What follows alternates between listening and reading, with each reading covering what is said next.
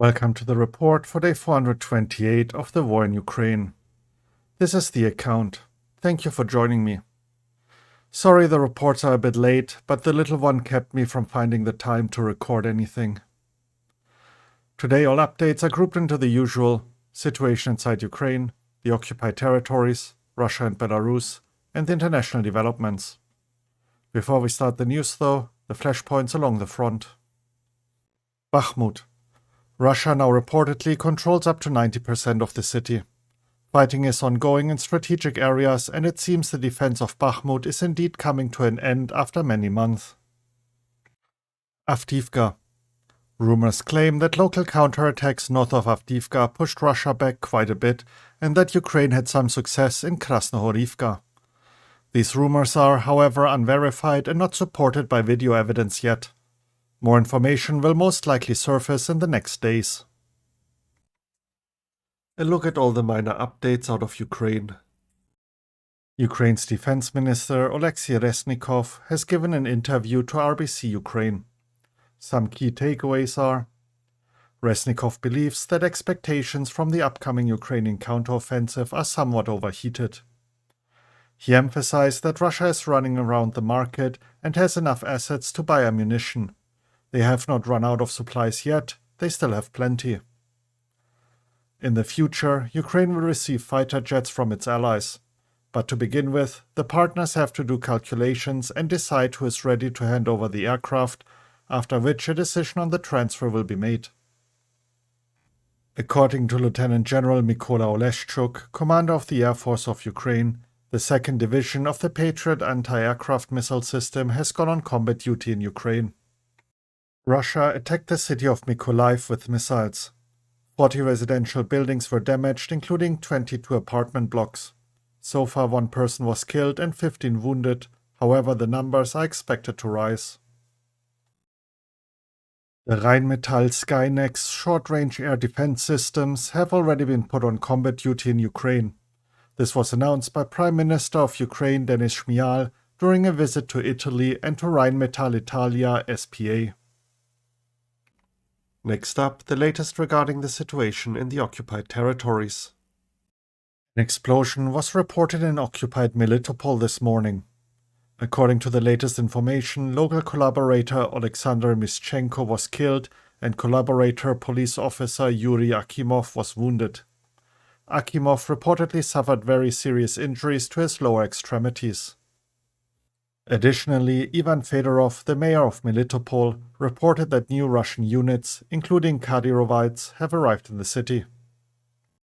Sergei Tvetinsky, a 61-year-old propagandist from Kaliningrad, has died in Nova Kakhovka after setting off a landmine.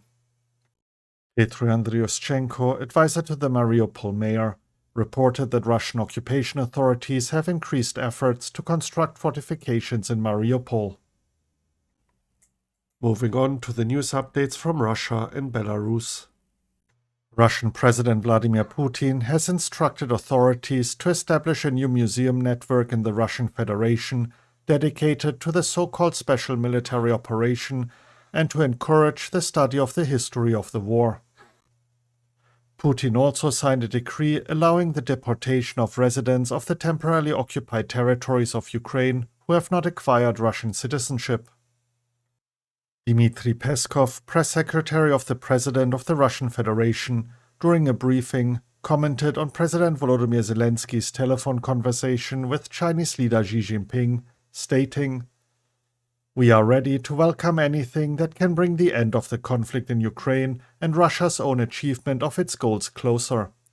As for communication, this is a sovereign matter for these countries and a matter of their bilateral dialogue."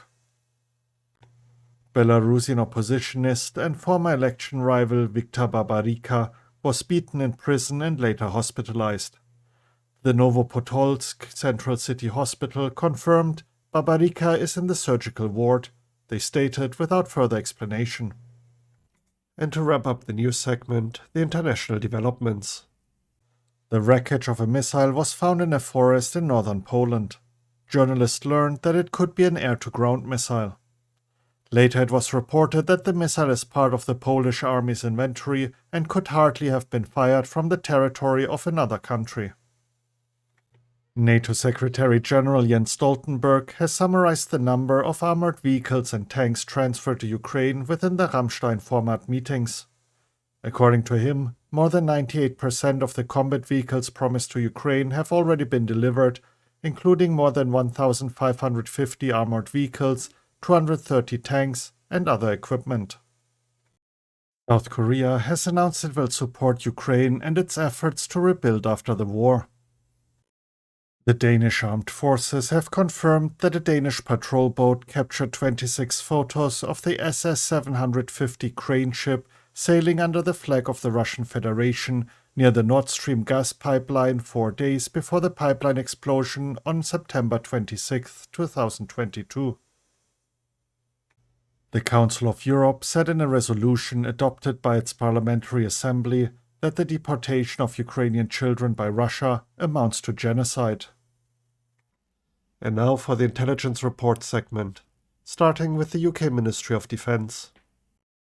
Imagery shows that by March 2023, Russian forces had established sandbag fighting positions on the roofs of several of the 6 reactor buildings at Zaporizhzhia nuclear power plant, the NPP. Russia has controlled the NPP since March 2022. However, this is the first indication of the actual reactor buildings being integrated in tactical defense planning. Russia has likely constructed these positions because it is increasingly concerned about the prospects of a major Ukrainian offensive. The move highly likely increases the chances of damage to the NPP safety systems if fighting takes place around the NPP. However, direct catastrophic damage to the reactors is unlikely under most plausible scenarios involving infantry weapons because the structures are very heavily reinforced. A look at the latest assessment by the Institute for the Study of War. Russia appears to be continuing a deliberate depopulation campaign in occupied areas of Ukraine in order to facilitate the repopulation of Ukrainian territories with Russians. Competition among Russian private military companies, PMCs, is likely increasing in Bakhmut. The Kremlin continues measures to codify conditions for domestic repression. Comments made by Russian officials and prominent voices in the Russian information space continue to highlight a pervasive anxiety over potential Ukrainian counteroffensive actions. Chinese President Xi Jinping stated that mutual respect for sovereignty and territorial integrity are foundational to Ukrainian-Chinese relations in a conversation with Ukrainian President Volodymyr Zelensky. The Kremlin is likely attempting to reassure Armenia that it is a reliable partner despite the fact that the war in Ukraine is limiting Russia's ability to play a larger role in mediating the Nagorno-Karabakh conflict. The Kremlin may attempt to use conscripts to maintain peacekeeping operations in Nagorno-Karabakh and preserve relations with Armenia and other Collective Security Treaty Organization (CSTO) member states. And to wrap up the report, the evening update by the General Staff of Ukraine. The enemy continues to focus its main efforts on conducting offensive actions in the Bakhmut, Avdiivka and Marinka areas. During the day, the enemy carried out more than 35 attacks on the specified areas of the front, but all of them were repelled by units of the defense forces. Bakhmut and Marinka remain in the epicenter of hostilities. Our soldiers courageously hold the defense. In the Liman direction, the enemy conducted unsuccessful offensive actions in the direction of Serebryansk forest. In the Bakhmut direction, the enemy continues offensive actions. Fighting continues in the city of Bakhmut. In addition, during the day, the enemy launched unsuccessful attacks in the direction of Bodanivka. In the Avdiivka direction, the enemy carried out offensive actions in the Siverne and Pervomaiske settlements of the Donetsk Oblast without success. In the Marinka direction, during the day, our defenders repelled enemy attacks in the areas of Krasnohorivka and Marinka settlements. To replenish the losses in manpower, the Russian occupiers continue to actively recruit persons with criminal records, or those against whom criminal cases have been opened, in particular for terrorism. According to available information, about 500 such invaders are being trained in one of the field camps deployed by the enemy in the temporarily hidden territory of Starobilsk district of Luhansk Oblast. It is also known that instead of imprisonment, convicts are offered a contract for military service with participation in hostilities in Ukraine for a period of 6 months.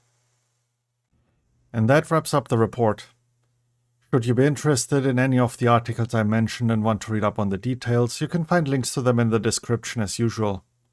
If you enjoyed the report and found it informative, please consider sharing it with others and giving me a like. Thank you for tuning in and have a great day. You were listening to The Account. Slava Ukraini.